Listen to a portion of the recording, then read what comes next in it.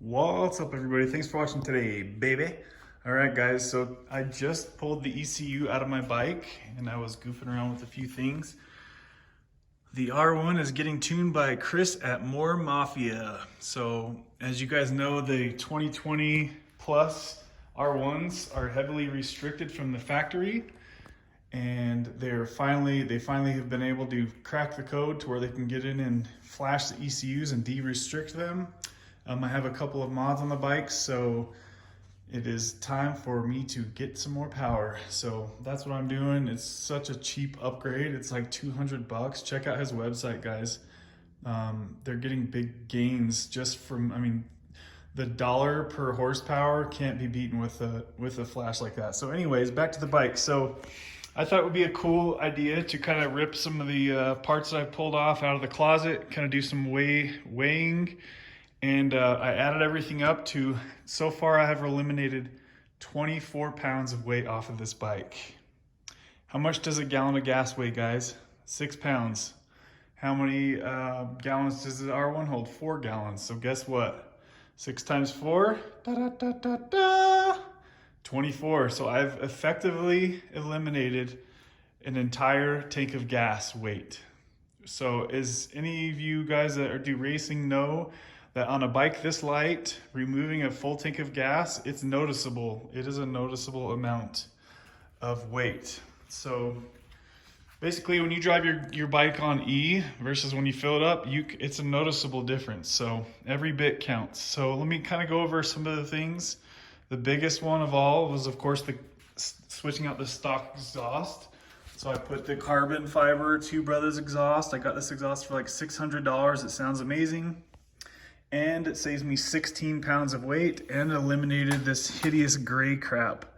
And as you can see, I powder coated the bottom piece that was also gray. I powder coated that blue. So I hated the gray that came on this bike. So that was 16 pounds right off the bat. Not sure if I gained horsepower or not. Guess I'll never know on that part. But I'm sure with the tune, I should pick up some extra horsepower from the exhaust. So there's 16 pounds right there, okay? Plus you got the sound. Now the next thing I did was the New Rage Cycles fender eliminator. This piece weighs about 2.5 pounds. And the New Rage piece that went on the bike, that weighs less than half of a pound, okay? So there's an extra 2 pounds. Easy peasy. I took off the rear seat. Nobody rides on my bike, so I just took these out. These are a pound each with the bolts. So there's another 2 pounds.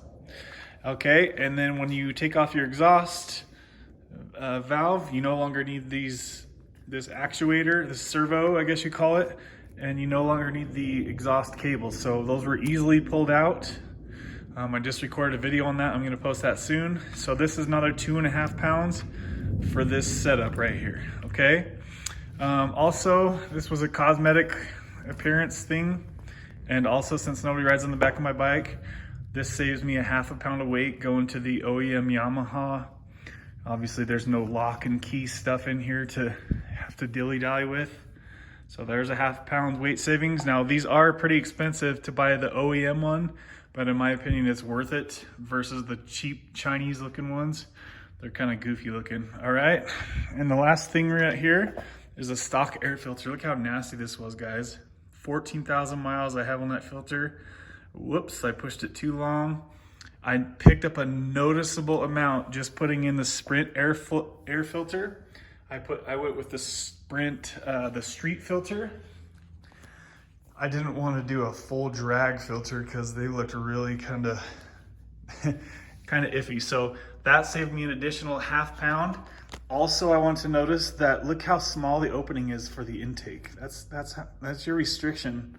Not only the filter is thicker in there, but the intake, okay, with the Sprint filter, it was this entire size. I literally, guys, I picked up a noticeable amount of torque, especially lower end power with that Sprint filter upgrade. So for $100 something, I'm gonna say that's a must-have modification. So that saved another half pound. A couple other things that I do not have was the front reflectors that go right here, and also switching out to the shorty levers. That saved me a little bit less than half of a pound. Okay, so I didn't really bring those into the equation, but that just kind of shows you everything that I've done. One more thing I am considering doing is switching out the battery. So the OEM battery weighs just over 5 pounds. It is a heavy little sucker. They have the lithium ion batteries.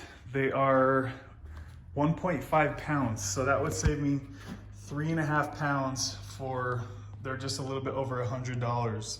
So that's a pretty good, you know, and I'm a bigger guy. Most of my riding buddies, they're all like 170 pounds. I'm 220. So I need all the help I can get. So I'm sure you guys can relate if you're trying to kind of make your bike a little faster, or maybe if you're a track guy, you know that all this stuff is really gonna add up. So that's kind of it, guys. There's a little heat shield too for the exhaust. And there's a little bracket in there too that could come off. Anyways, also I'm going to be able to remove the oxygen sensors, the O2 sensors, as soon as my tune gets in. That's probably another half pound for both of them. From here, that's kind of pretty much probably all I'm thinking I'll do. I wouldn't mind doing some carbon fiber wheels, but I do a lot of wheelies, so I'm kind of a little sketched out to be doing wheelies with carbon fiber wheels. Tell me what you guys think. Do you know of any anything about that? Is that too risky to be doing that? Wheelies, I do wheelies every day I ride this thing, so that's very important to me to be able to safely do them. I guess if you could call them safe somehow. But if there's anything that you guys can think of that I'm forgetting, obviously I could take off the mirrors for track purposes. If there's any other easy things that you could think of that I'm missing, put them in the comments, because I'm all ears for hearing of, you know. Oh, there was also a little, so I took the toolkit out, and then there was a little piece that went right here that holds some Allen wrenches. That came out as well. I took that out when I did the fender eliminator. So look how much room I have in here. This whole space was filled with the servo thing, and the cables were all right here. So now you can literally fit something in here if you still had access to your trunk. I don't, because I just mount this rear fairing on. So I'm not gonna get in here anyway, but if you needed to, you have all this room once you take out that exhaust servo setup. Comes out very easily. So yeah, that's kind of where the bike's at, guys. I hope this helps some of you out, kind of let you know what removes what and what you could expect. But I'm all about picking up any performance gains I can get. So thanks for watching, guys. Have a great day. Bye. And I'm back, and it is now next season. And over the winter, I did a few mods. The most recent one is right here. I did a aluminum 520 conversion kit. Okay, all black. 40, I went up 2 teeth in the rear, and I honestly believe this is the perfect gear setup for this bike. I didn't want to go too aggressive to where it's revving itself out too high on the freeway, because I do a lot of freeway riding. But guys, I'm telling you, for the price and the amount of performance you get and responsiveness you get, do that modification. So, all right, so in the last video, or the video before you're seeing now, I'm gonna tie these together. So I had eliminated, I believe it was 24 pounds of weight total, and this is what I've done since then. So the chain conversion setup, I was kind of surprised. I only saved 1.5 pounds of weight. Most of that was from the rear steel sprocket. The chain was pretty close to the same weight, even though this is a thicker chain, which was kind of surprising, but whatever. So 1.5 pound savings there.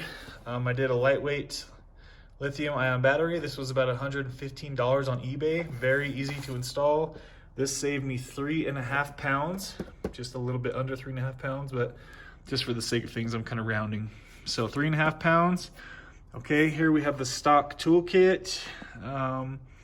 The O2 sensors that I was able to take out once I got my ECU flashed, and the stock smog I did the block off plates to remove this. So this right here between these was an additional 2 pounds, okay? So we have 5 pounds between those two, plus 2 pounds, so plus 24. So that's 31 pounds total. From a stock bike to where I'm at now, I've removed 31 pounds, everything all together. It's critical for me to do that weight savings because I weigh about 220 pounds, about 240 with gear, okay? And my buddies, they weigh about 170, 175 pounds. And they're on a Ducati V4 and a brand new ZX10. So as you can see, I need to do everything I can to try to even the scale a little bit, however, even the score, because those bikes are powerful and very fast. And I am now a very good competitor for both of those bikes with the mods that I've done. The flash, intake, the sprocket setup, the exhaust. It's like it's all coming together. And my bike is a badass bike. And now y'all know in the corners, R1's always kicking ass, so I'm not worried about any cornering stuff. We're good there. It's just kind of mostly on like a straightforward acceleration. So now that I've done all these mods, my bike is like right there with both of their bikes. It's pretty damn good even race most of the time. Sometimes I get them, sometimes they get me, but at least it's not like I'm getting my doors blown off every time I race like I was before. So yeah guys, so total of 31 pounds we've removed. Anybody that knows motorcycles knows that's a lot of weight. That's more than a full tank of gas. In fact, it's a full tank of gas plus an extra gallon or 2 if you add up the weight. So hope you guys enjoy this content. Let me know if there's other modifications you think of that I could do to lighten this baby up. And keep following along for more R1 content, guys. Hopefully do some motovlogs very soon. Thanks for watching, guys.